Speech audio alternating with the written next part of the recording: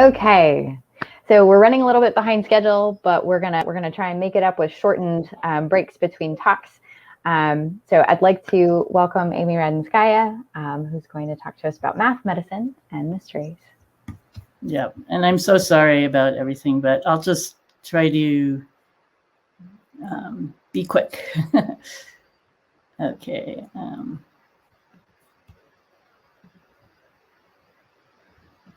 Okay, so I wanted to give you some examples of, can you see that okay now? Yes, it looks great. I know you can't see us, but I will let you know. It's so weird. Okay. So I got my background in pure mathematics and ergodic theory, but then as soon as I got my first job, people started asking me questions about, can you help me figure XYZ out? And one of the most interesting was a cancer doctor who was developing what was then very new cancer vaccines. And since then, I really enjoyed working with other people in the world, particularly in medicine, but also in other areas, solving problems with mathematics. So I was going to tell you about sort of 4 problems today, but I think I'll make that 2 or something. Cancer vaccines, the development of cancer vaccines, how to determine how much blood thinner to give someone, where to, or how to study the impact of safe injection sites in Philadelphia, and how to help old people balance, or older people with balance issues. So I think what I'm going to do is just skip to, I've worked with cancer vaccines quite a lot, but it's such a long story. I'm going to skip to the other 4 for this shortened version. And you feel free to ask me questions later. So the theme in all these projects are, there's a question, someone comes to me, asks me a question, then we think through a mode of attack. And by that, I mean the mathematical area you're going to use to attack the question, try to develop our model, run some simulations, and do some analysis, reflect back on what we learn, and then ask ourselves what mysteries remain. So that's sort of the theme behind all these projects. And so let's start with blood clots. So blood clots are a huge issue, very dangerous. And as you may have heard, in the times of COVID, blood clots have become very, very critical to a lot of people's health. How do we prevent unwanted clots? Well, you give people blood thinners, so things that slow down clotting time, but it's really tricky. You've got to get just the right amount, because you don't want to give someone too much blood thinner, then they'll bleed out, and you got to give them enough so that you avoid these very dangerous clots. So how do they tell how much blood thinner to give? That's sort of the focus of, that's the question. Well, they take a blood sample out, they put it in a test tube, they put in some stuff here, it's called thromboplastin, but it's clotting factor. And then they just wait, time how long it takes to form a clot, and they see little bits of cloudiness in it. So the way they quantify blood clotting is something called INR, International Normalized Ratio, the ratio of your clotting time or the patient's clotting time to a normal clotting time. So if it's 2, that means it's taking twice as long as normal for you to clot. And typically, if someone is at risk, they'll go for between 2 and 3. But like I said, there's this Goldilocks zone. We don't want it to be not enough, because then you'll get blood clots, and we don't want to hemorrhage out. So our question when we started this is a group of women, awesome people, at one of the research collaboration workshops at the IMA some years ago. And our question was, when they're doing those measurements, are they really measuring getting an accurate measurement of blood clotting times? So how did we attack this problem? We built on past work, so I try not to reinvent the wheel, and we developed a big system of differential equations to describe the whole clotting cascade. Quite and I'm going to just jump through this. It's quite complicated. There are all sorts of chemicals involved, but like I said, we built on previous work, in particular Karin Lederman's work and Aaron Fogelson. We're modeling just a tiny little bit of blood vessel in the middle called the reaction zone so that we avoid PDEs. We're going to use ordinary differential equations and just look at what the reactions are going on in the zone. But we have stuff flowing in, stuff flowing out. And the medicine here, this case, we're modeling warfarin, which is a kind of blood thinner, in the liver. And then we're going to run the model and simulate taking a blood sample and doing that test I showed you. Then we're going to compare what would the test tell you as far as clotting time versus how long it's actually taking to clot. Does that make sense?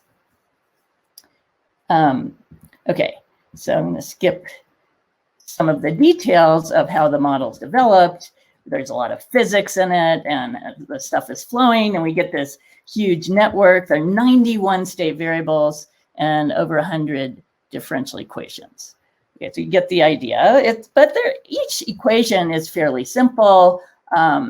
It's just, things binding, things unbinding. And fortunately for us, most of these kinetics are well understood. Okay, so I'm going to just go through this. Here is the definition of the international normalized ratio. And what a nurse would get is something like, well, your goal is between an INR between 1.5 to 2. We'll do this test. And then if it's, less than 1.2, increase the dose by some factor. So it's fairly coarse, right? This way of prescribing medicine. And that is what we're going to study. So I'm going to just jump to the punchline, okay? So here's our test tube model, how we did clot times. And we could simulate giving different amounts of medicine, but the other critical thing was the flow rate of the blood. So one thing that happens, as you probably know, is if you sit still, say on a long airplane ride, you're much more susceptible to clots. That's because the blood flow slows down, or people who are in hospitals. And that flow turned out to be critical in whether or not the measured clotting time was the same as what was happening in the body. So does that make sense? So this graph shows the relationship between what was measured and the flow rate of the blood. And we actually found an empirical formula for relating those two. So this says that if you're measuring, if your clotting time was NR standard, but then you change the flow rate at a standard flow rate, this gives you the new clotting time. And this was something that hadn't been discovered before. So that's kind of when I say we reflect and see what we've learned. Oh, we learned this kind of nonlinear relationship between these two. But here's the punchline. Here we're plotting what's measured on the horizontal axis in that test tube versus what we think is actually happening in the body as far as the clotting time. So on the far right here is the normal flow rate, about 2.5 centimeters per second of the blood. And and then the different dots are different amounts of medicine, of warfarin. So the more medicine, the longer it takes. But the thing is, if our measurements in the test tube were the same as what was happening, these would all be on the diagonal. That makes sense? So what does this plot on the far right says, if your blood is flowing at a normal rate, then the test tube time is pretty close to what's actually happening. It's pretty close to what's actually happening, as long as you're not giving a lot of blood thinner. But if you're giving a lot of blood thinner, then actually your measured value in the test tube is too small. It's taking longer to clot than you think. So you should actually be giving more medicine than you think. That makes sense? So what you're measuring is not high enough. Whereas at the other extreme, let's look at the far left. And this is what happens when people are confined to their hospital bed or for whatever reason can't move around. Their blood flow isn't good, especially in their legs. The thing that we're measuring, the dots are below the diagonal, which means what we're measuring is too big. The clotting time is too big. So what we do is we say, oh, the clotting time is 4. We want it to be 2, so we'll decrease the medicine. When in fact, the clotting time, right, was lower. So they wouldn't be giving, let's see, they decrease the medicine, clotting time. Anyway, they wouldn't be giving enough medicine. So at normal flow rates, it underestimates the clotting time, and at low flow rates, it overestimates the clotting time. Does that make sense? So that was our first, that's sort of an example of asking a question, building a model to answer the question, and then kind of we're left with some mysteries. What are the mysteries? Well, you know, why is this true, and how can we get a better measurement? Well, one thing would be to use our formula here, but the other thing is there were some things that we didn't understand in the model about the role of the platelets, for example. Okay. I know I should be stopping soon. So I think what I'm going to do is skip. Okay, I was going to talk about balancing and how we can help people balance by adding noise to your nervous system. And that was really interesting. Yeah. Amy, if you want to take an extra few minutes, we'll just kind of cheat there was 10 minutes scheduled between blocks anyway. Okay. And so we'll just shorten that for a couple. So if you want to take at least a few more minutes to try and kind of hit home your point, we're happy to do that. Okay. Well, in this case, the model was actually not that complicated. It was a sort of delay model, and we were able to understand why noise helped us balance. Let's see, because by adding noise to this control that you're trying to, you know, you're waving, leaning to one side, so you push yourself up. By adding noise, you cross this threshold more often. So this magnifying things. If this threshold, which is sort of arbitrarily put at 1 here, if this threshold is a threshold that your nervous system detects to say, whoa, wait, I am falling, then you're crossing it a lot more often, and you're able to stabilize yourself. And so it was sort of, see how first you're sort of weaving back and forth slowly. When we had the noise here at time 47, it's jiggly, but the amplitude is much smaller. And that's what we saw doing experiments by asking someone to stand very still on a force plate. This is how they're weaving about without the noise in their Achilles heel. On the bottom, you see how they're standing much more still. And there have been, so these pictures are, they have been shoes manufactured with frequencies, vibrating frequencies, but I don't think they're really thinking, oh, let's really tune the noise or the frequencies of this vibration to help stabilize someone who, say, is learning to walk again because they had a stroke. And that was the goal of this problem. So we modeled the system in a very simplistic way. We sort of understand why the nervous system can be a little more sensitive. But the mystery still is, first of all, how can we use this to make something really useful to people who are trying to balance? And secondly, how could we help people do this naturally, right, with their own nervous systems? So and the mystery still is like, you know, noise, adding noise to your nervous system really helps you balance. Yes, it does. So that's kind of cool.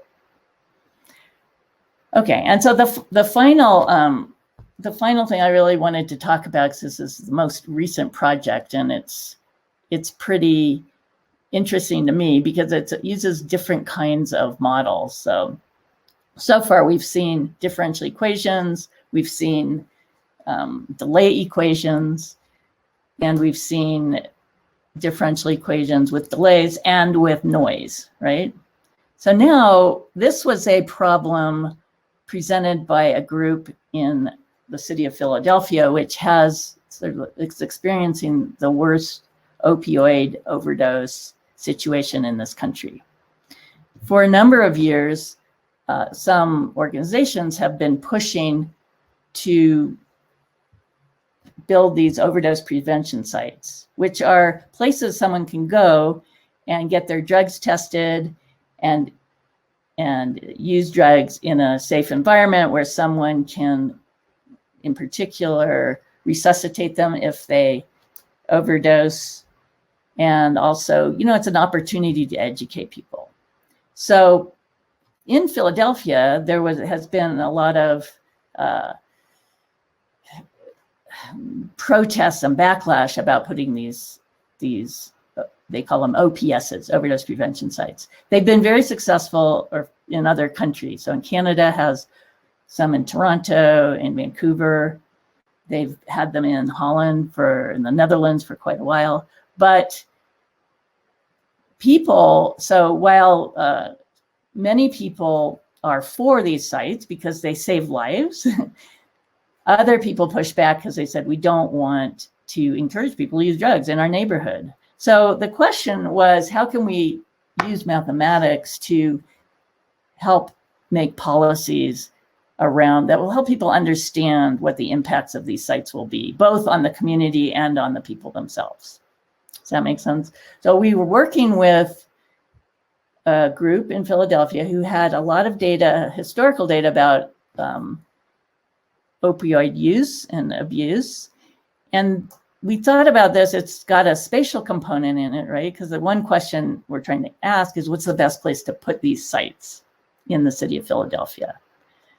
The first model that we analyzed was a Markov chain model. So if you're familiar with Markov chains, you'll know what I'm talking about. If you're not, just imagine that you have different states that a drug user could be in. They could just be user, they could actually be using, they could decide to go to the overdose prevention site, they could overdose non-fatally, they could overdose fatally, they could recover and decide they're not going to use drugs again, or they could use and then go back to just waiting around. Okay, so that makes sense of these 6 states. And using the historical data, we could assign probabilities to all these transitions and then simulate what would happen if we put an overdose prevention site in the city of Philadelphia. And the thing is that it depended a lot, it seemed, on how close the user was to the site. So the distance location was important. So what we did is we created, with these 6 sites, we made copies of them for users that were at different distances from the OPS. But this one OPS serves everybody in the entire city. Okay, but that gave us 72 states in our Markov chain. We calibrate the probabilities using historical data and literature, and then ran it and did some simulations, and I'll show you the results of that. So this was to show you what would be the effect, the impact on decreasing the number of fatalities. So on the horizontal axis, kind of a tricky graph to read, but on the horizontal axis is the capacity. How many people can be in that center at the same time? Because they're typically in a little room with little booths, and someone stays in there 15, 20 minutes, and there are only so many spots. And then this is, on the vertical axis, the proportion of original non-fatal overdose rate. So that says that if you go into one of these overdose prevention sites, you can decrease the overdose rate in several ways. One way is that people will test your drugs.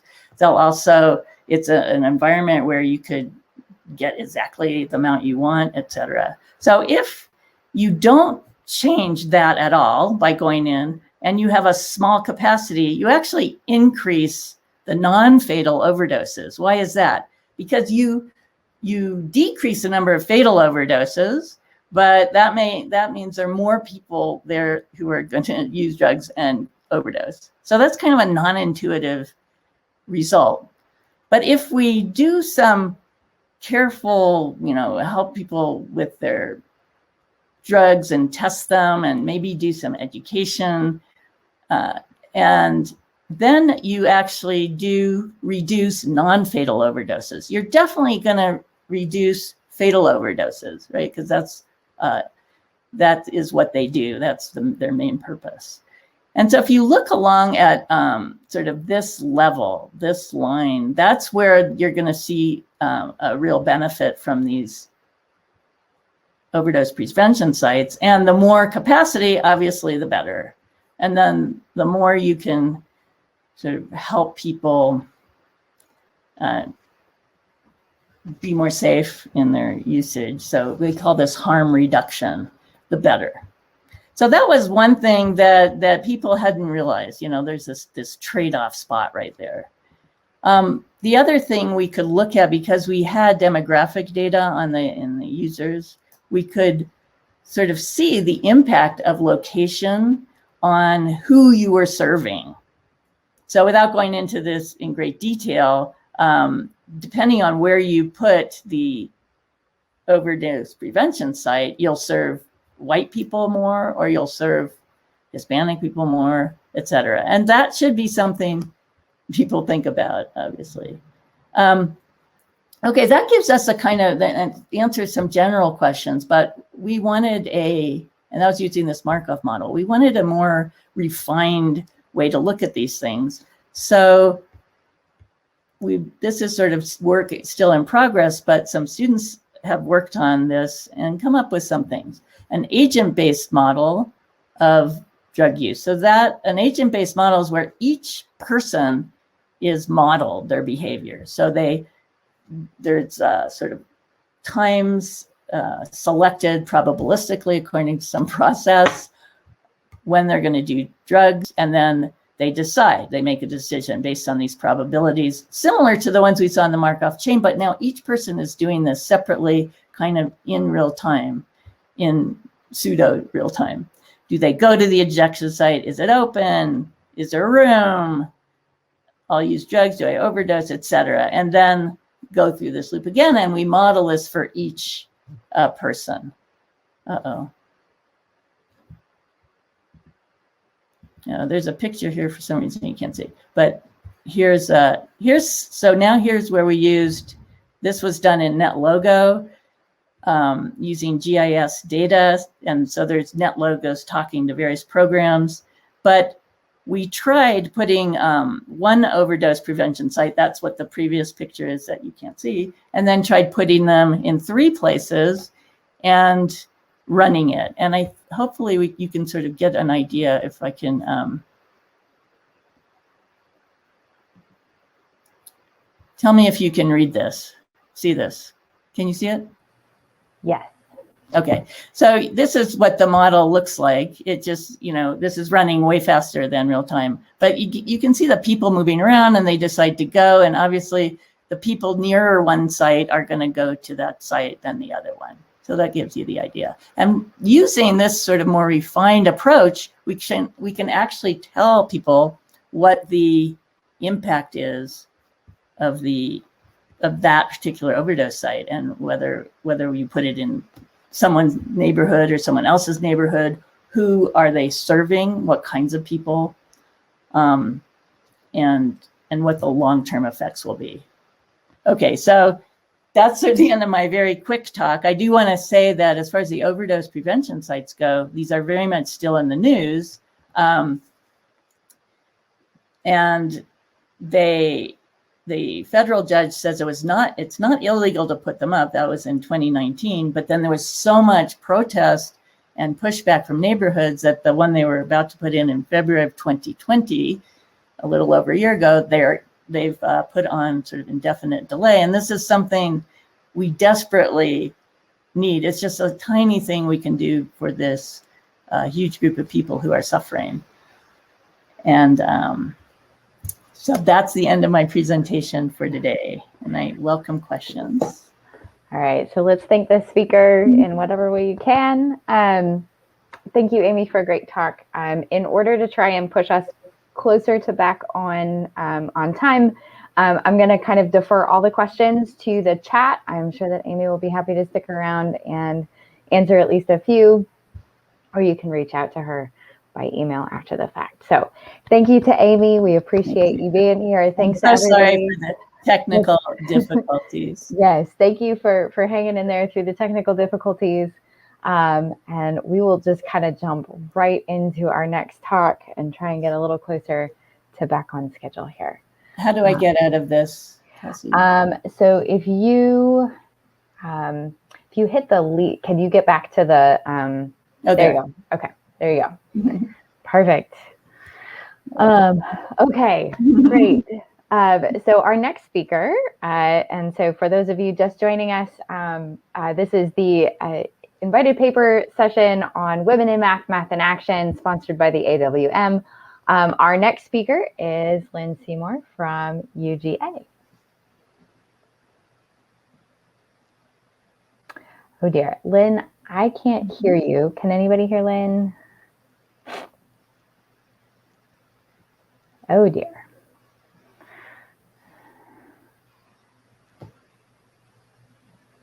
No.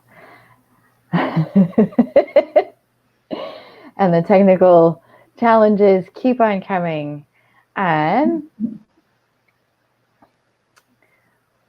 Let's see. If you were wearing headphones, I would tell you to take them out because that's what worked for me the other day, but you're not. How about now? Yes, we've got you. Okay. Wonderful. Okay. All right, take it away.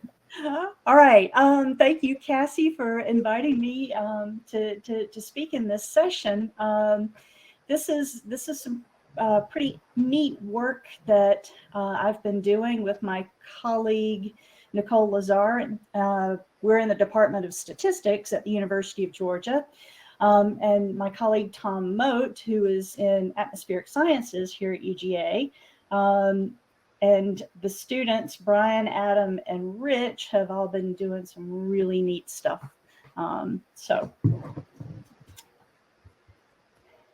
what we're trying to do is find atmospheric features using some topological data analysis tools.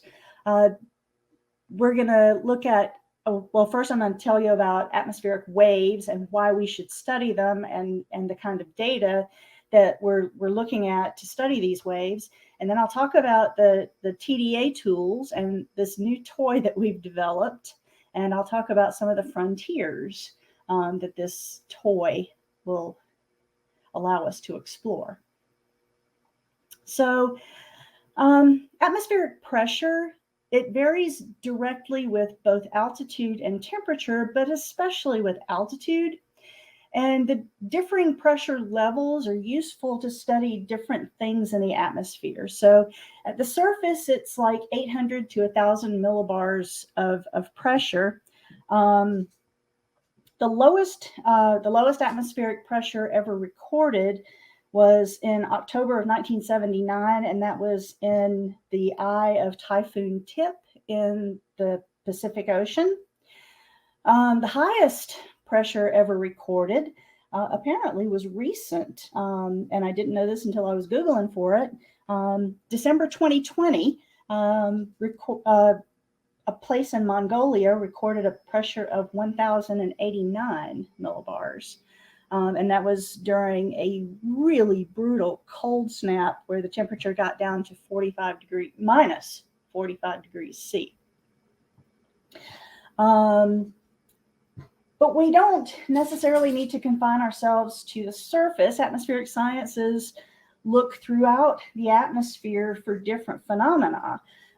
So there are some oscillation phenomena that atmospheric scientists like to study, and most people will think about the El Nino. And the El Nino is actually the index that they use to study the strength of the El Nino is the height of the 700 millibar line above Darwin Station in Northern Australia and Tahiti Station in the Pacific.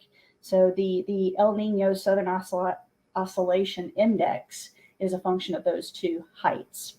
At 500 millibars, the jet stream is studied, and some Arctic phenomena are studied at even higher up at 200 or 300 millibars. Okay. And so studying the height of a given pressure line above sea level will enable us to see some atmospheric patterns and even study some extreme weather phenomena. So pressure gradients generate winds. Winds are just waves. We live in a fluid. We don't even think about it because it's so natural for us, but this is a fluid that we all move in. These waves carry weather, and the weather we've seen lately, it can be rather extreme sometimes. And when the weather is extreme stuff is obviously going on in the atmosphere.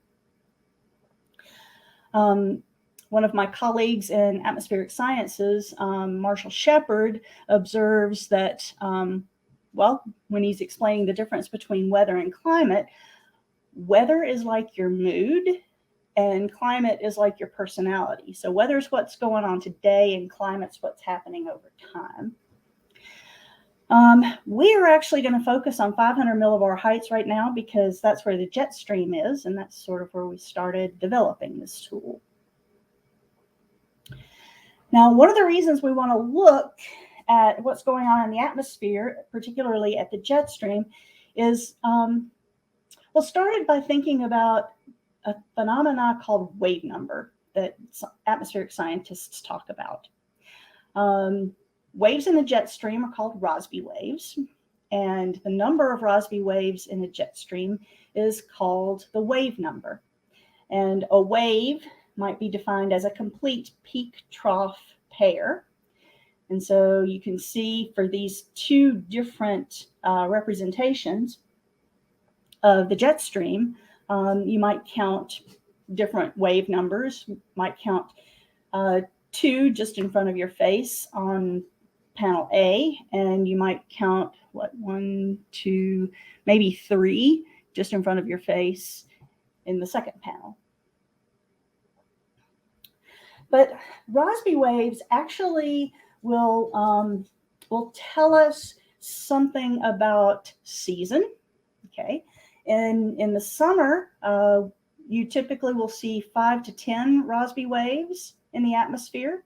In the winter, you'll typically see 2 to 4, and it's because warmer atmospheres are wavier. The warmer atmosphere roils a little more. Okay. And when I first started looking at this whole problem, January 2017, atmospheric scientists were excited about it because they observed what they called a wave number 5 pattern. And that was associated with some pretty crippling rains in California. And they had observed this pattern in 2 other years where they were associated with extended drought in California. And the difference is where the peaks and troughs occur.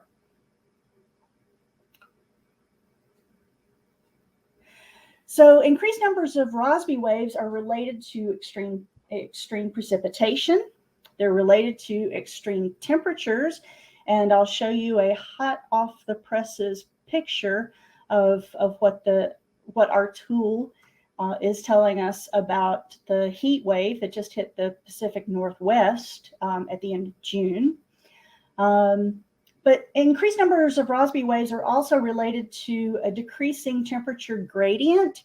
So the temperature gradient that I'm talking about is the difference between temperatures at the equator and temperatures at the North Pole. And the greater that gradient, the more well-behaved Rossby waves are. The smaller that gradient, the more ill-behaved the Rossby waves are. And if there's a decreasing temperature gradient between the equator and the North Pole, that's going to be indicative of polar melting. And the way you can think about this, this image was a really helpful one for me that my colleague Tom Moat gave me.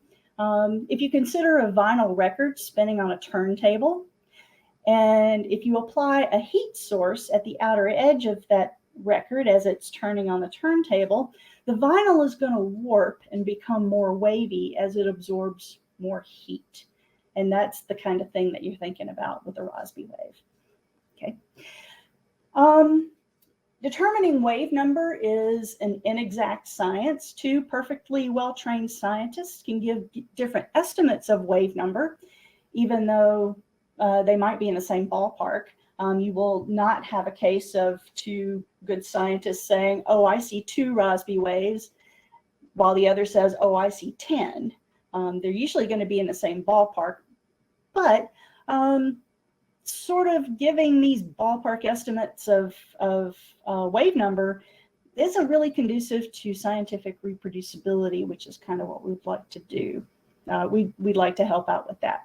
And so this tool that I'm going to propose is going to help us consistently count the waves.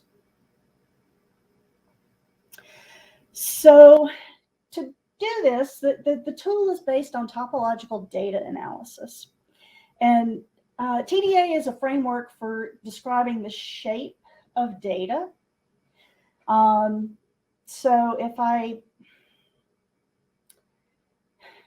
think about a coffee cup being isomorphically equivalent to a donut, well, that's sort of talking about the shape, but we're going to try to dig into some details of shape with topological data analysis. We're going to try to reduce our data to a summary of homological features. And specifically for 3-dimensional objects and the atmosphere, well, it can be thought of as a shell or as a 3D object, but we will talk about connected components, which are like peaks and troughs. We're going to talk about holes, which are like craters and canyons, and we're not for the atmosphere so much, and I kind of hope we don't have any voids in the atmosphere because that would be some really weird weather, I think, but enclosed caverns you could think of in 3D for a void. So for topological data analysis, we want to think about persistence of features. And this RIPS example, a RIPS is a kind of filtration. What we have here is a sample. It's not a particularly random sample. It's more designed for this just to give this example. But the sample is of 6 points, and they're varying degrees of close, like these two here are close together. And we're going to use a filtration that is essentially an epsilon ball around each point. And we're going to allow that epsilon ball to increase in size. And then we're going to count the number of features that we have left with every increase. And then we're going to think about the persistence of these features. Okay, so here we have in panel 1, we actually have 5 features. And that's because the epsilon balls for these two have merged and they have become one feature. If we let the epsilon ball increase in radius, suddenly, well, there comes a point where we have 3 features, and then we have 2 features, and then we have 1 feature, and we will always come to 1 feature. But the epsilon balls overlap each other, and that tells us something about the shape of the data. And persistence, well, you can see that these 2 data points here at the bottom in panel 1, they merge into 1 feature, and that 1 feature persists into the next panel, but not into the next. And so that's going to tell us something about the underlying shape by seeing how long these features persist through the filtration. This whole idea of persistence is going to be a little easier to see with the Morse filtration, and we're going to use something like a Morse filtration. So if I were looking at this three-dimensional object here, so I have a little mountain and a sub-peak. Morse filtration you can think of as, and I'll talk about it as either draining the bathtub or filling the bathtub. And if I'm going to drain the bathtub, then I'm going to start at a level that is higher than anything in my field, and then I'm going to decrease that level. And as I decrease the level, as I drain the bathtub, I'm going to see different kinds of features show up in that plane. Okay. This is at level 1. So at level 1, I have a plane slicing my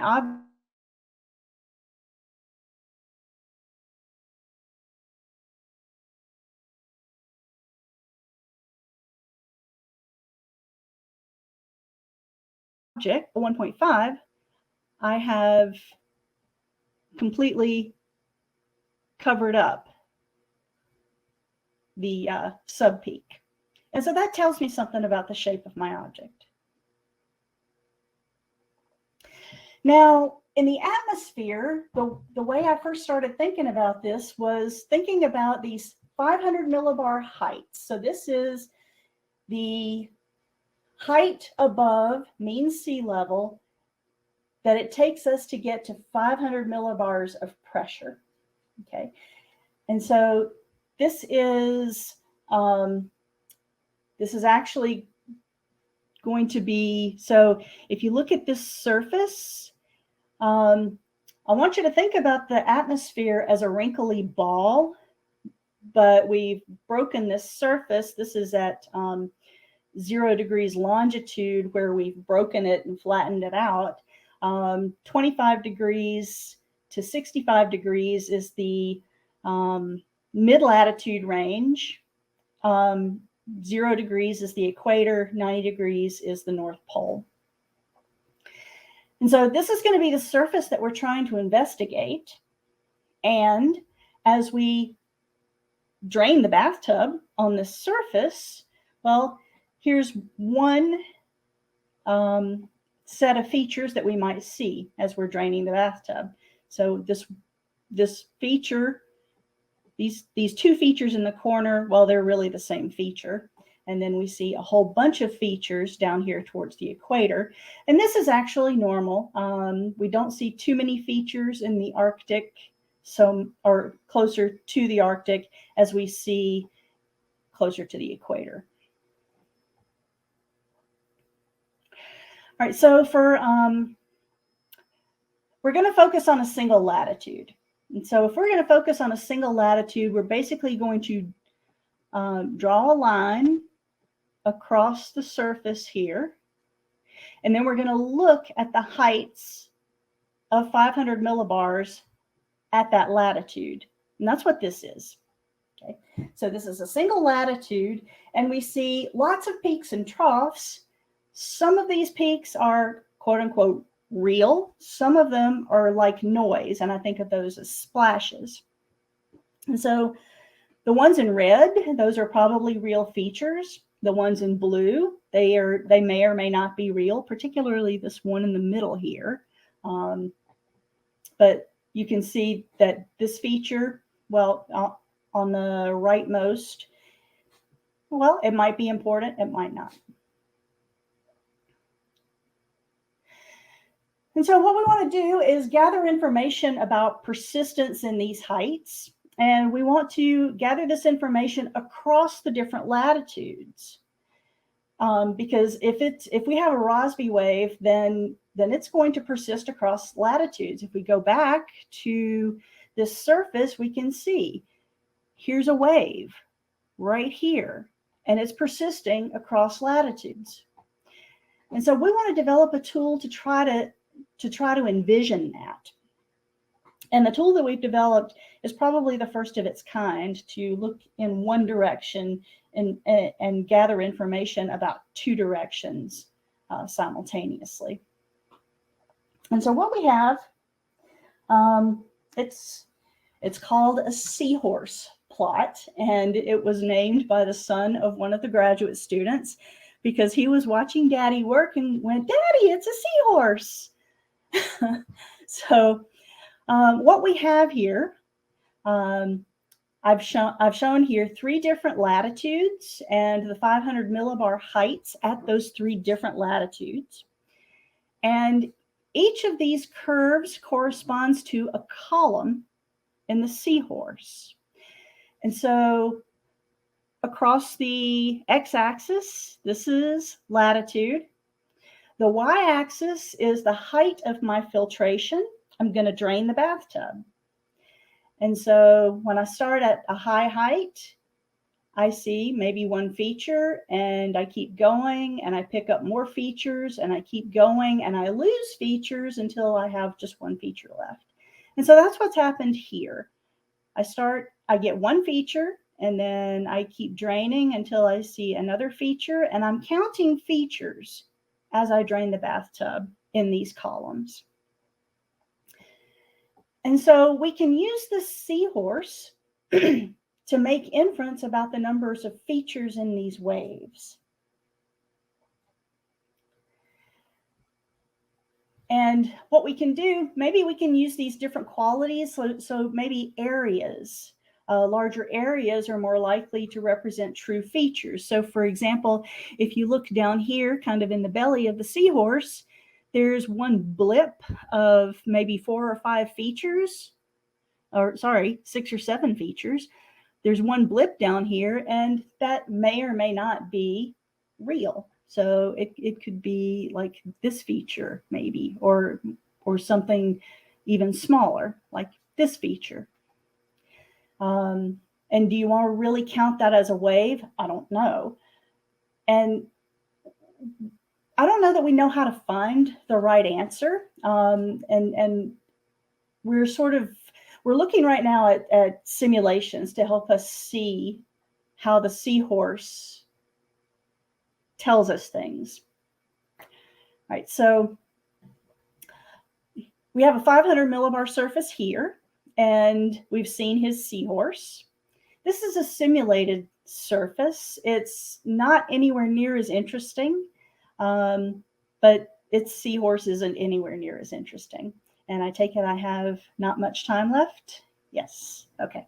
Just a couple more minutes. Yeah. Okay. So then let me sort of skip quickly. We can talk about developing probability distributions for the numbers of features. But one of the problems that we're going to have is that if we have a high wave number, there's a lot of waves going on, and the more waves we have, the harder it's going to be to differentiate them from random noise. And we're seeing that in our simulations. And I've actually had some statistical atmospheric scientists tell me that chasing wave numbers may be a red herring, but we can still count features, and we can also look at different things. And this is sort of the hot off the presses toy that we've developed from the seahorse. This is a Z-score seahorse plot, or horse Z. So this is for the height of the heat wave that was in the Pacific Northwest at the end of June. And what we see in these Z-scores, so these are the Z-scores for all of the seahorse for this day across all of the seahorses for this day in a 30-year window. And what we see is the heights at these latitudes, which incorporate the 49th parallel, which is the border between Washington State and British Columbia. This part of the atmosphere had never seen action before, and that was part of what was contributing towards this heat wave. Its potential for studying lots of different problems, like maybe this heat wave, maybe some extreme rains. We don't know. We're looking at its potential right now, but it's a good dimension reduction tool. We have a tool for mining these atmospheric features, and yeah, we're pretty excited about it, and hope to be talking more about it in the future. So thank Great. you. Thank you. Thank you so much, Lynn, for sharing your work. It's so interesting to hear about all the different ways that math is being used. So if everybody would join me in thanking Lynn, that would be great. If you're just joining us, we are running just a few minutes behind schedule. We're catching up from some technical issues that we had earlier. And so once again, I am unfortunately going to deflect questions to the chat to save us a couple of minutes and try and get our next speaker up and running just as quick as we can here. So if you are just joining us, this is the invited paper session on women in math, math in action. This is coordinated by the AWM Committee on Math Fest and sponsored by the AWM. Okay, Lori, are you ready? Can you see everything okay? Yes, great. So our next speaker is Lori Ziegelmeyer. This is a special treat for me. Lori and I went to grad school together, and she works on some really cool projects, also involving TDA. So if you were with us for our last talk, there's going to be some overlap here. So Lori, why don't you take it away? Great. Thank you, Cassie, and thank you all for coming to this really interesting session. So today I'm going to talk about how topology, in a similar vein as what Lynn was just discussing, can be used to analyze collective motion. So what do I mean about collective motion? So we can think of collective motion as just some time-varying system where we might have individual particles or agents, or I usually think of biological organisms that each move individually, but together have some collective behaviors or some global aggregation behavior. So think of these like bird flocks or fish schools or insect swarms that you maybe have seen in nature. Now, when we're analyzing these types of data, there are lots and lots of individual particles, and they are transitioning over time. And so we might want to figure out a good measure for doing so. So if we were to look at this plot of a single snapshot in time, we might have these individual particles, okay? And the little bar would denote the heading or the direction of motion of these individual particles.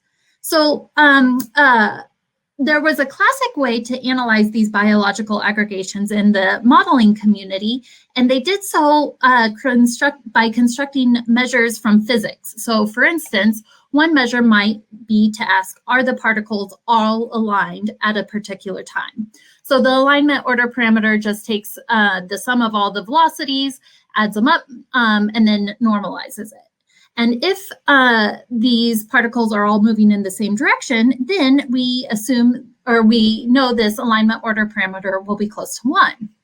So at a given time, if we computed the alignment order parameter and we got 1, we would say, oh, great, the particles are all aligned. If we computed it and we got 0, well, the particles would not be aligned. Okay. However, we notice there's some quite a bit of information that's lost by looking at the alignment order parameter. These particles, I would say, are highly aligned, just going in opposite directions, and yet the order parameter gives us 0. So, so you might be led astray. So we can do this for a single snapshot in time, and then what we can do is get a time series.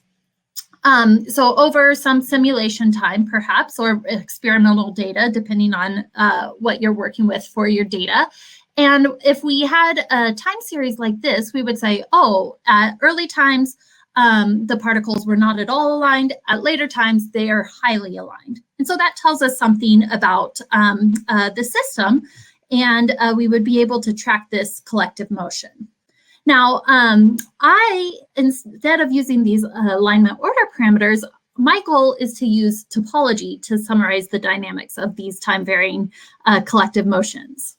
Okay, so we just had a nice overview of topological data analysis from Lynn's talk, and as she mentioned, topology is a very natural way to quantitatively and qualitatively measure shape And in the past, it was measured shape of topological objects, but now we can actually measure shape in data.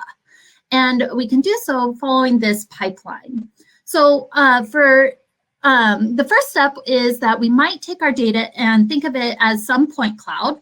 And it might be in a really high dimensional space that humans can't visualize, or it might be, say, a two-dimensional position space for our particles. And so typically in the analyses I'll consider, we'll be viewing position velocity data. Now, if we think of this for a single snapshot in time, that means we would have a fixed point cloud. Now, when we have these point clouds, we want to build a topological object out of it by creating connections between proximate points. So this is a topological, sort of a combinatorial object that has points or lines or triangles and so on that are glued together in a nice manner. Once we have this object, then we can compute homology. Now, homology is related to the topological structure of this simplicial complex. And loosely, it's just counting the number of holes of different dimensions. As Lynn mentioned, often we're interested in figuring out zero-dimensional holes, which are connected components, one-dimensional holes, which we can think of as topological loops or tunnels, two-dimensional holes, which are voids, and so on.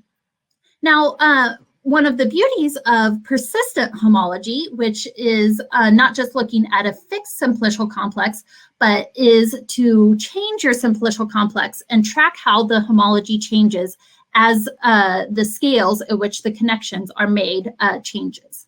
So to give a picture similar to what Lynn showed us here, if we had 7 points that are isolated, topologically, this isn't very interesting. These are just 7 isolated points, so we would have 7 connected components and so on. However, what we can do is build connections by using a Vietoris-Rips complex. And what a Vietoris-Rips complex does is it creates a K-simplex, and I'll define what that is in just a minute, whenever K+1 points are pairwise intersecting at some scale epsilon. So for instance, if we had these epsilon over 2 balls here, we could say whenever 2 points pairwise intersect, then we would form a 1 simplex, which is just an edge. If we have 3 balls that pairwise intersect, then we would form a 2 simplex, which is just a filled-in triangle. So the simplicial complex changes through this scale parameter. So at first, the first simplicial complex is just these 7 isolated points. This next simplicial complex is these 7 isolated points plus this edge. The next simplicial complex is these points plus these additional edges and these triangles here. Now we see at this scale, there's 7 connected components. At this, there's 6. At this, there's only 2. So if we were to track the number of topological components, we can do so with something called a barcode. And a barcode just records the birth, so the when the scale at which a feature first appears, and the death, so when a feature dies or no longer remains, with each of these individual bars. So once connections are made, bars will join, or points will join together, and we will have fewer connected components. Now, if we have this on our scale parameter epsilon here, we can track how features are born and die through this filtration or this scale parameter. Here, I'm restricting ourselves to connected components, but you could look at do the same thing for topological circles and so on. Okay, so what we're going to do is take this information in this topological barcode and just record a count of how many features exist in each of the scales. So there's 7 features here, there's 6 here, there's 3, 2, and then 1. And we're going to take that information, and that gives us a topological summary of this static point in time. Okay, So think of that as some vector that we're going to store. Now, our goal is to measure how a time-varying system might evolve. So we want to do this for all different sorts of times. So what we would do is follow the exact same process for each of the different times. And this leads us to something that we call Crocker plots. So again, for a single moment in time, we record this vector. And then through time, we can do the exact same thing and we'll get a matrix where one input is the time and one is the scale or proximity parameter epsilon. Now we have this really clumsy acronym here. I'm not even going to read it out. It's a Crocker plot to display Betty numbers. So we thought we were really funny having a Betty Crocker plot here. So that's why we have this silly acronym. But what I want to show you is that this matrix, which can of course be visualized as a contour plot, is a really useful way of encoding topological information. So let's look through some ways that we've used this Crocker plot. So first off, we need some data to see how Crockers can be used as exploratory tools for visualization. So our first data is that we're going to use a very highly cited dynamical system called the Dorsonia model. And this model has been cited hundreds of times because it has really interesting dynamics. And as Amy mentioned in the first talk, this is actually an agent-based model, meaning we have individual point particles that each have their individual motion governed by some of these dynamical systems. So each of these M particles follow these systems. And I'm not going to go into too many details here, but this just says that time derivative of position is velocity. And then this is Newton's law, mass times acceleration equals a sum of forces, where each particle has some self-propulsion, some friction, and then they have interaction with their corresponding other particles. Now this interaction, there is both an attraction term and a repulsion term. And the way to think of this is that these happen at different scales. So if two particles are really close to one another, they might want to repel away from one another and get more space. If two particles are within a sensing radius of one another, then they might want to attract so they can be closer. So the key thing is that this dynamical system has some really interesting dynamics. And there are some parameters. You can fix, say, the self-propulsion and friction. And later in the project, I'll describe how we vary the ratio of the strength and the length scales of this attraction and repulsion. So first, we're going to just look at one simulation with a particular choice of parameters of this Dorsonia model. At early times, we just have a bunch of particles. Here, the red particles are moving counterclockwise and the blue particles are moving clockwise. Now, as time goes on, we see that this structure really emerges in this simulation. And what happens is we have this double mill structure where most of the particles are going clockwise and a few minority particles are going counterclockwise. So I'll show you how you could analyze these data through time. Okay, there's a lot on this slide, so we'll go through each of these plots individually.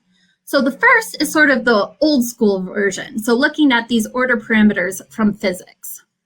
Okay, so here we're looking at three different order parameters. The first is polarization, which just think of this as alignment. And we can see that these particles are not aligning at all. And so through this whole simulation time, the alignment order parameter is near 0. Then we have two other order parameters. One is angular momentum, that's the green line, and the blue line is absolute angular momentum. So angular momentum says, are all the particles going in the same direction, moving in a circle in the same direction?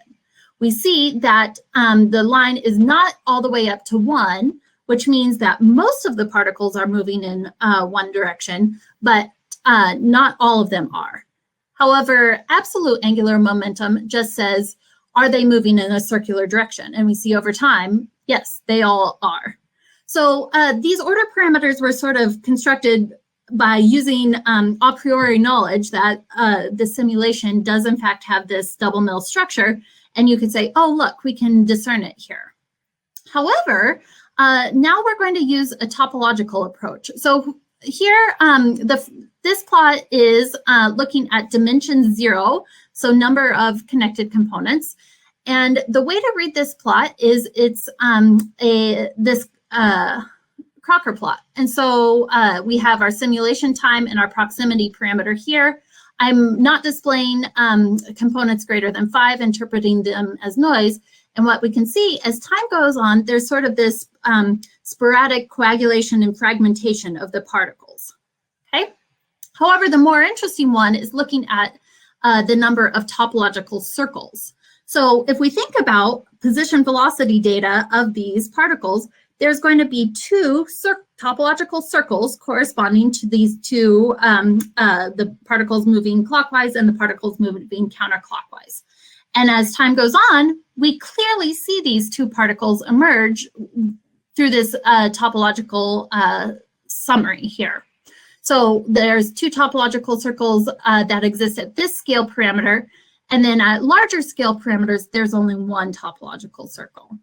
And you can go do a thought experiment to convince yourself that points, say, 1 and 3 are closer to one another than 2 and 3 would be, even though these are moving both counterclockwise, as long as the radius of the annulus is small enough. And we can see that these 2 circles are lost once the circle will close along the radius of the annulus here. So the key thing is, topologically, we were able to see something about this collective motion without using any prior knowledge. Now, we're going to show how these Crocker plots can be useful in other contexts. So the next thing we're going to see is with parameter identification. So still using the Dorsonian model, I mentioned it's really popular because it has really interesting phenotypes. So different patterns emerge depending on parameter choices. So for various choices of that ratio of the attraction repulsion scale and length, we can get different patterns. So maybe we have a single mill, maybe we have that double mill that we just saw, a double ring where they're more along a circle. They might escape, and we have various phenotypes that we've split up for the escapes. And then collective swarms, basically all the particles, they just kind of group together and then move in some pattern here. So our goal is to be able to take a bunch of simulations and see, can we determine via some summary these different parameter or phenotype behaviors. So what we did is we took 25 parameter sets and we had 100 different realizations of each with different initial conditions. So for each of these, we constructed order parameters. So this is very dependent on the particular behavior that you might be encountering. Are they moving in a circle, or are they escaping, or so on? We also did the topological approach I've mentioned with the Crocker plot, and this is a problem independent approach. Once we have these, we either have the time series, which are just, you can think of as a vector, or these topological summaries, which you can think of as a matrix, which of course can be vectorized, and then we can feed them into machine learning algorithms.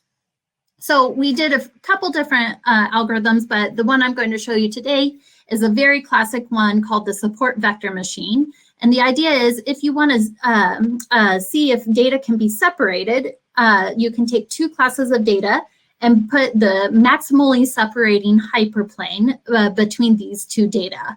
And then you do this with a training set of data, and then you can test some new unknown data and see where they fall. And then if you have labels on your data, then you can assess the accuracy. So this is called a supervised approach, where you know the labels, and then that can help you determine how accurate your approach is. So what we did is took all these summaries for the 2,500 different parameter choices and fed it through this pipeline where we did the SVM classification for the order parameters and the TDA approach with the Crocker plots.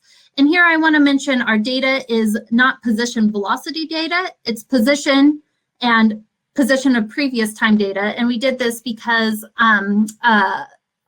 depending on the different phenotypes, there's very different velocity scales. But doing the time delay accounts for that velocity there. And we say that the accuracy is really remarkable for the topological approach. One thing I do want to mention is that the dimension of these objects are not at all comparable. So there were 87 time points for the data.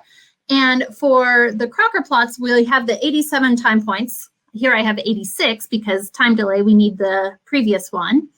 And we also have 200 scale values. So think of that proximity parameter there.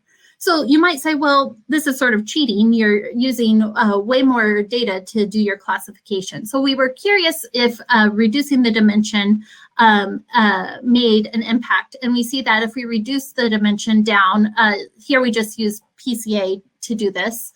If we reduce the dimension down to 87 to be comparable to the order parameters, we still have really high accuracy.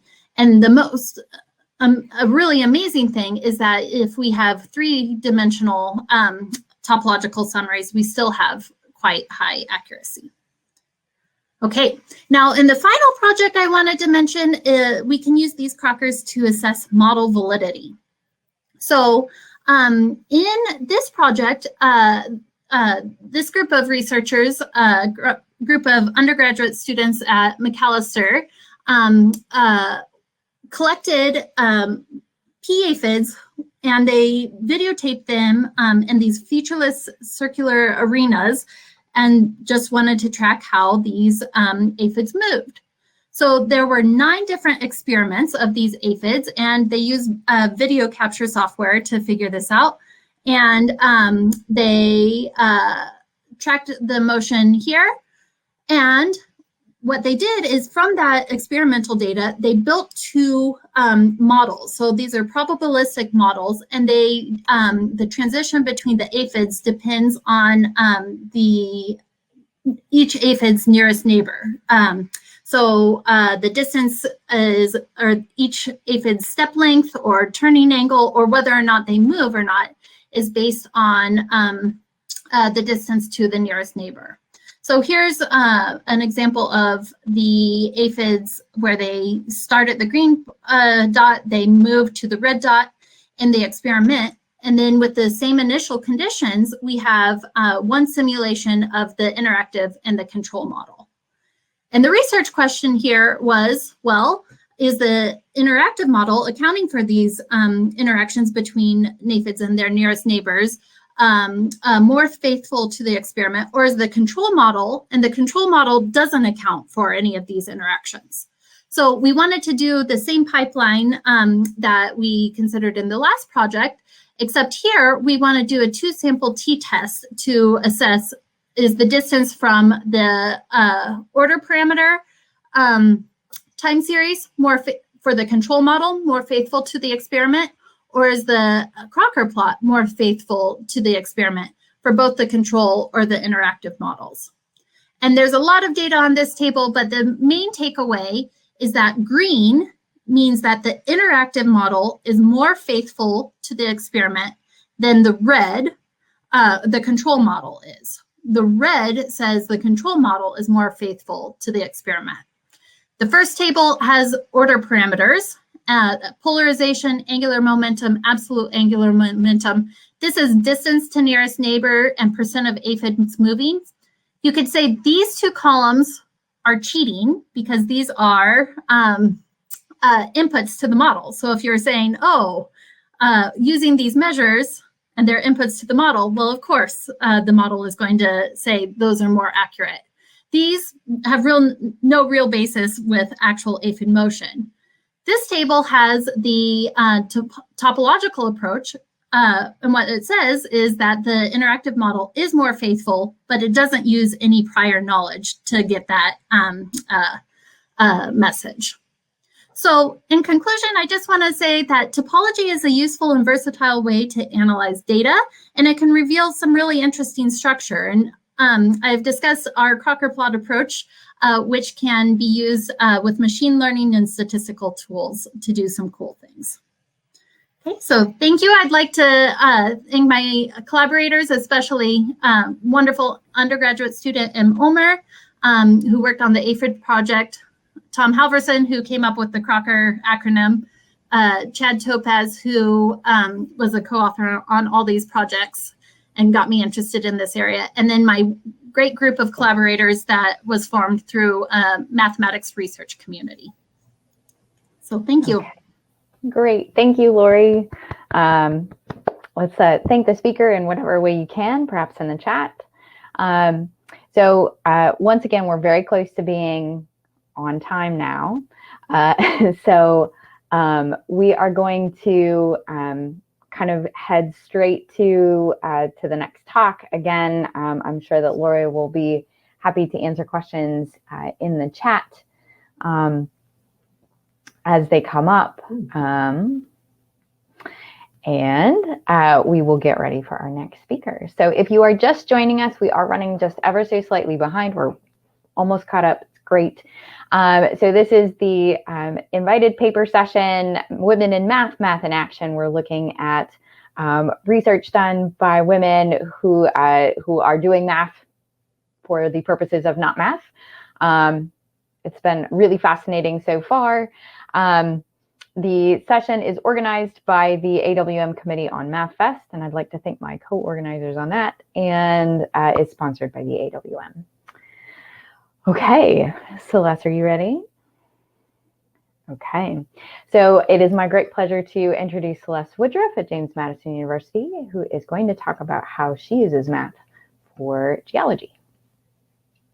Hello, thank you for inviting me to this session. I'm going to talk about two projects that I worked on. Both of them were in collaboration with geologist Dr. Jonathan Admasu at James Madison. The first one is on sinkholes and the second one on landslides. And the landslide project was also in collaboration with statistician Dr. Hassan Hamdan, also at JMU. Both of these projects use mathematics to create variables for identification and then statistics for actually predicting. So first we're talking about sinkholes. So this is a complete work and the second one is still ongoing. But a sinkhole is a depression in the ground, usually caused by some collapse of a surface layer. They are commonly found in karst terrain, which is created from rocks dissolving.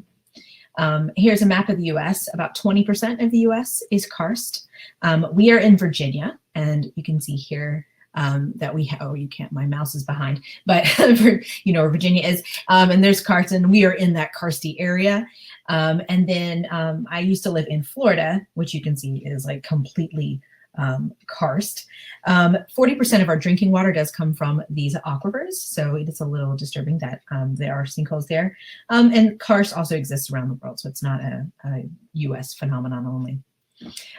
They can be kind of fun. So there's somebody rappelling in this one, and I've gone swimming in sinkholes, but they're not so fun when they show up in the middle of a city. So hopefully it's easy to see that they can be hazardous to us for a variety of reasons. And so because of that, we want to know where they are. Knowing where they are helps us to figure out where to put our homes, and also makes us better able to study what makes one happen here and one not happen somewhere else that also is karst. And so we go about this by using data collected from LIDAR. If you're not familiar with LIDAR, it stands for light detecting and ranging, and it sends laser pulses to the ground, and they can measure the distance. So it sends and receives up to about 400 pulses per second. So you get a lot of information from that. And that data can be used to create digital elevation models, which will give us the data in regularly spaced values.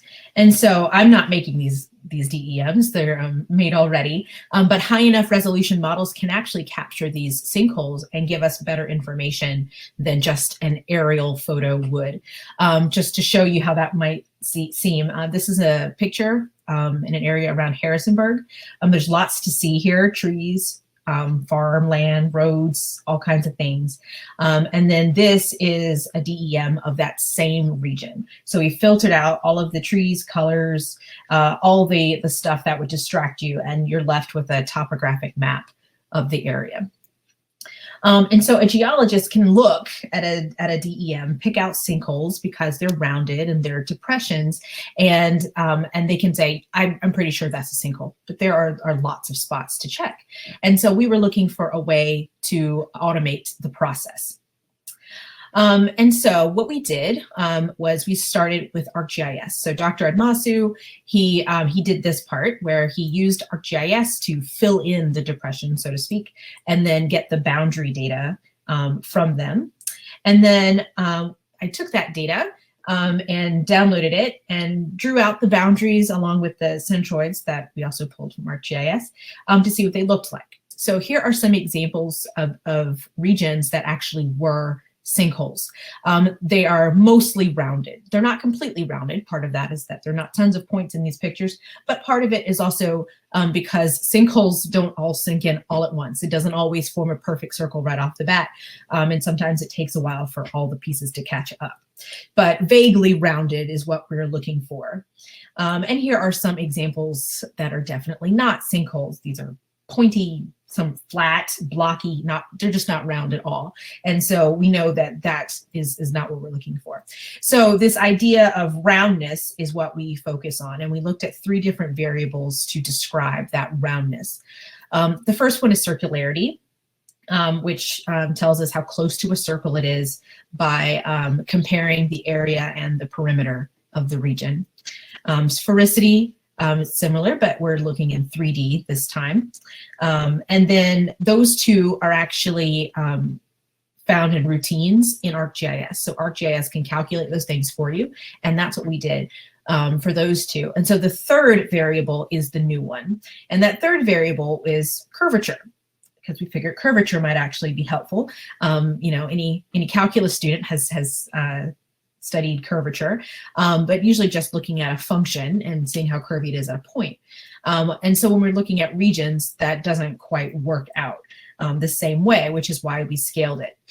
So for example, here are 2 circles. Both of them are circles. If I saw these 2 regions in the DEM, I would say, yes, both of those are sinkholes. But their curvatures are different because curvature is dependent on the radius of the circle. So the smaller circle has a bigger curvature. So we just scaled it by multiplying by the radius, and boom, we get a value close to 1 for something that is roughly circular. So that was what we were looking for. And so for the scaled curvature, after getting the data, I approximated the curvature along each point in the region, and then multiplied it by the distance between it and the point and the centroid to scale it. But that gives a whole lot of points for each region. We want 1. And so we did some summary statistics, min, max, median, and mean. And then we also looked at the percentage of scaled curvatures less than 0.06. Which means that it's almost flat there, so close to 0.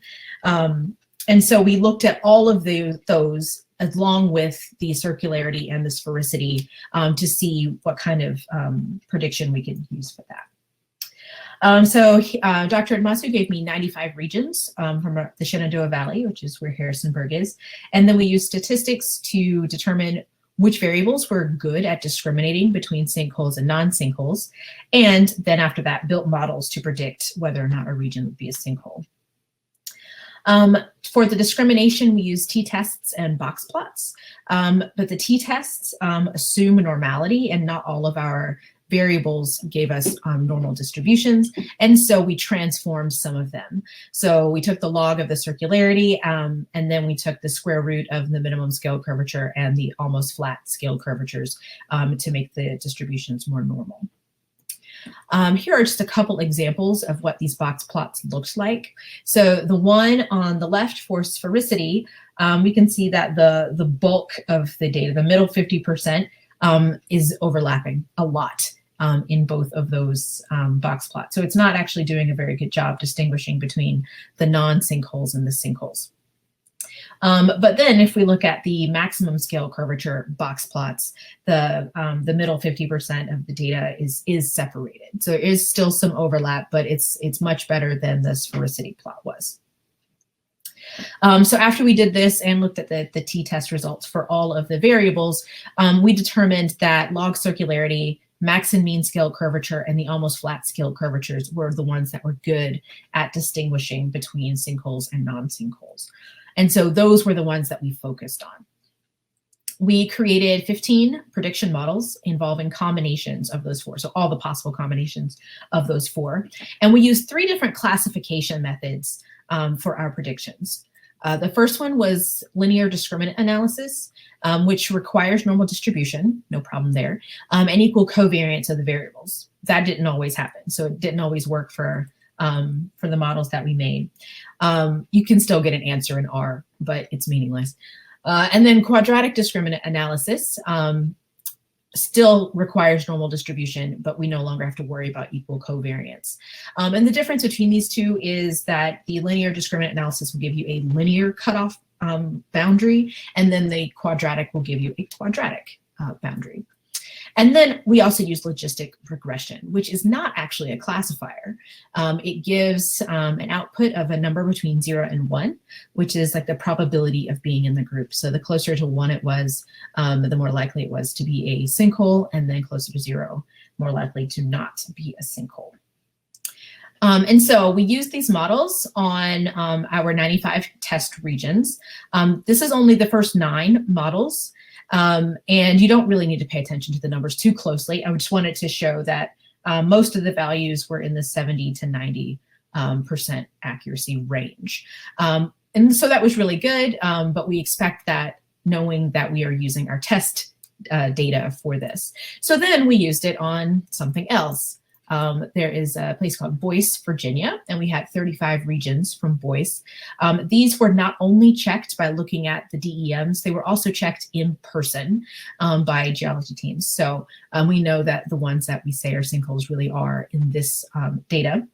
And the highest values that we have on average came from models 2 and 9. So I didn't show the other models, but these were the highest out of all 15. And so maximum scale curvature and the combination of that with the almost flat were the best predictors. And so from this, we found that not only could circularity and sphericity be used, which other people had used, we also found that curvature was an effective shape factor for sinkhole classification. And then log circularity, max and mean scale curvature were better at predicting when it was actually really a sinkhole. And the almost flat scale curvature was better when it wasn't a sinkhole. The Boyce data also had conjoined sinkholes, which our original data didn't. And that's when more than one sinkhole, they start to merge together. And so the max scale curvature and the almost flat together, those were better at categorizing those than any of the other variables. And it's also important to know that which shape factors end up being significant is definitely going to depend on the training data. So anyone who wanted to use this should use training data from the region that they're interested in, and then use the models on the rest of the data. And this was published in the Journal of Environmental and Engineering Geoscience this year. Okay, so that was the sinkhole project. The other project was on landslides. And there's similarities here because we're also doing identification. So you'll see some of the same methods. This one is not finished, but it began as an REU project. So a landslide is the movement of some sort of material down a slope. There are lots of different types of landslides. We have to be careful with what we mean here. You have falls, topples, slides, spreads, and flows. And the one that we're interested in are the debris flows, which is in the right column over here. And so those happen when you have a lot of water mixing in with the soil and the rock, and it flows downstream. So if you think of like a mudslide, that's what should be in your mind. This is a picture of Nelson County, Virginia, taken back in 1969 after Hurricane Camille, which produced this debris flow here. And if you look at the lower left-hand corner of the picture, there's a little white spot. And that little white spot is somebody's house. So it should be pretty easy for you to see why this is a problem, why we care about it. No one wants their house to be right there. And so again, we want to map the locations of these things. Like I said, this was an RAU project, and so we took a field trip. So Dr. Masu connected me with Dr. Ann Witt, who is a geohazard specialist with the Division of Geology and Mineral Resources in Virginia. And she and her team, who are standing right behind that car, they took us to the Nelson County site, which is now a park. So you can go hiking in it. And they took us there so that we could get an idea of what we were looking for when we were trying to make our decisions about what we were categorizing. So they pointed out features from a geologist perspective. From that trip and from looking at digital elevation models, we decided to focus on roughness as our characteristic of interest. And so you can see here are two buffer zones drawn around areas. And the one on the left looks rough and scooped out, like a kid playing in a sandbox just grabbed up a bunch of sand, whereas the one on the right is very smooth. And so we see that the landslide region should be rougher, and that's what we're looking for. Our data comes from 3 different counties in Virginia. Nelson County and Washington County both experienced landslides, and I'm sorry, I think I misspoke. Nelson County and Madison County experienced landslides, but Washington County didn't. And so Dr. Masu picked out buffer zones from the digital elevation models for each of these regions. And so using those 75 buffer zones, we used math to create variables for categorizing our roughness, and then determine which would be good at discriminating, and then build models. Also, we needed to realize that roughness had to be local, not global. So if you see 2 different things really close together, that could be considered roughness. But farther away, it could just be a change in the landscape that made those 2 things different and not the result of a landslide. And so what we did was we created a grid around each buffer and made square buffer zones, windows. And in each of those square windows, we looked at the variation in our roughness variable, usually using the standard deviation. And then we took the weighted mean of those standard deviations to categorize the buffer as a whole. Weighted because, as you can see, not all of these windows are filled. And so we don't want a window that doesn't have very many points in it to be as strong as a full one. Okay, so then we needed to pick the variables that we wanted to use, right? So we used variation in lots of different variables. The first one was elevation. And I'm going to show you the box plots and the results of the logistic regression on the same slides. So here was the box plot for elevation. We see the middle 50% is separated, but it is kind of close. And all of the landslide stuff is in the same range as the landslides. So not super sure how that would turn out just from looking at the box plot. And then this is a plot to demonstrate the logistic regression. And so what you see on the left side, those numbers, that's those numbers between 0 and 1. So the predicting, yes, it's a landslide at the top. No, it's not a landslide at the bottom. The pink ones are buffer zones that had not experienced landslides, and the green ones are ones that did experience landslides. And you can see if you imagine drawing a line across where 0.5 would be, the majority of the pink ones are at the bottom and the majority of the green ones are at the top, but it could be better. So we also looked at the gradient. We thought that might change in a rough area. And so we looked at gradients for a region that had not experienced landslides. And you can see, if you look in a small area in that box, that those arrows that are close together tend to be going in the same direction and tend to be the same size.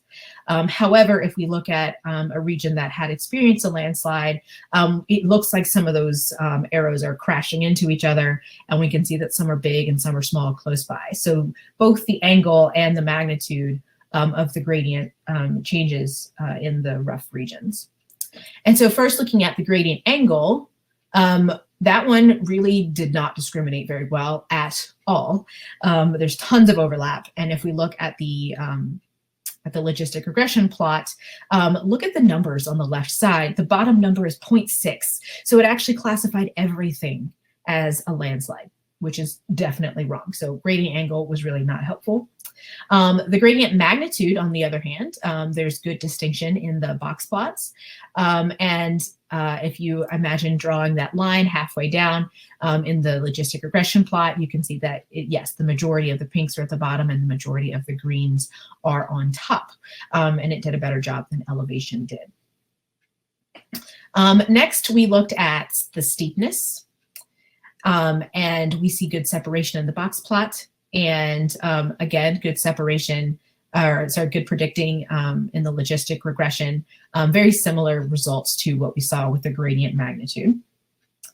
And then we decided to look at the Laplacian to get the second derivative perspective in here, right? The concavity, you know, that should definitely change.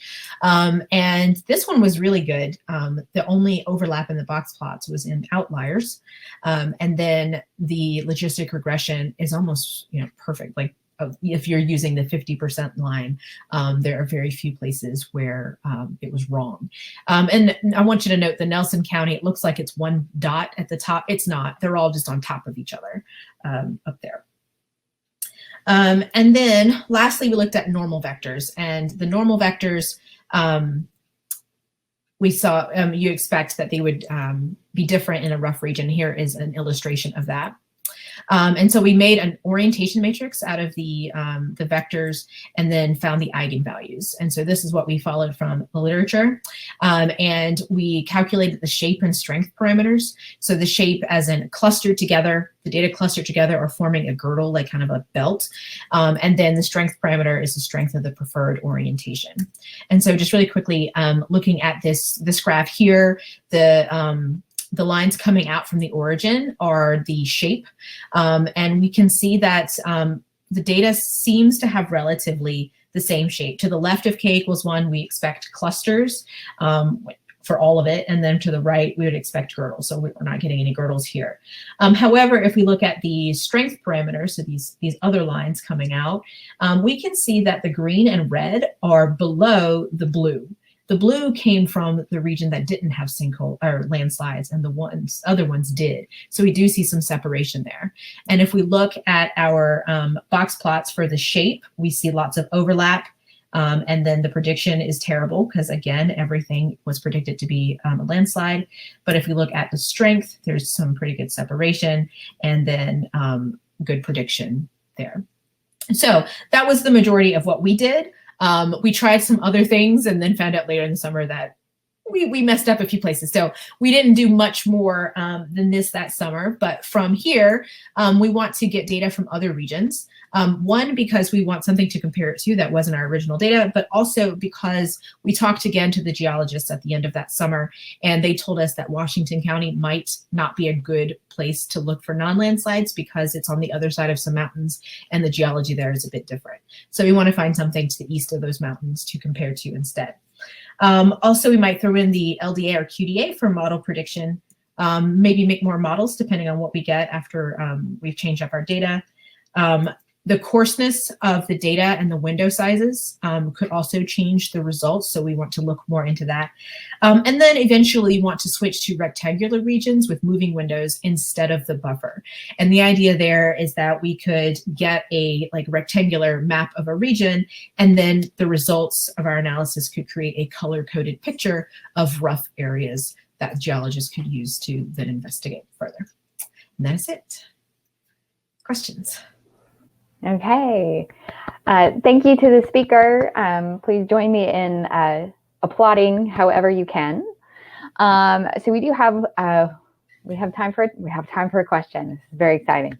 So Bonita is asking if you can provide the publication information on the sinkhole project in the chat so that people can go find that. I will copy and paste that in after I take this down. Perfect. Definitely. Perfect. Are there any other questions for Celeste?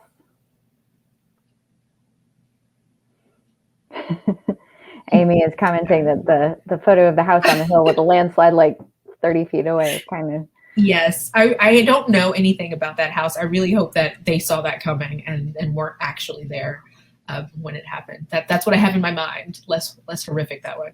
Absolutely. So I have one quick question for you, Celeste. The landslide data, the goal was just to look at a picture and decide whether that thing was a landslide. Is there any Yes. Is there any idea about trying to take this and turn this into a predictive model about where a landslide might occur? No. So this would mostly be used just to help figure out like regions that are more prone to it, and maybe then somebody from there might try to do. They have other ways of like this crazy formulas for trying to tell that kind of a thing. So this is mainly to get them to look in the right places a bit more easily. So yeah, not there. Okay. And then Sean has a question in the chat. What other sorts of geological features do you think you might work on next? I have no idea. I don't know enough about geology. I've learned more about geology in these two projects than I ever learned in any science class. But I'm interested in what else that we can do with it. But mainly it's this whole idea of using the LiDAR and the digital elevation models, which can be used for a lot of things, not geology related. But I'm definitely interested in continuing to look at geology, but I don't know. I don't know enough about what exists out there to answer that question. And I haven't worked with water tables being drained at all. But that does sound interesting. I have worked on some hydrology, but not that. Awesome. Okay, cool. Well, thank you again, Celeste. And to all of our previous speakers that did not get thanked enough because we were trying to rush to catch up.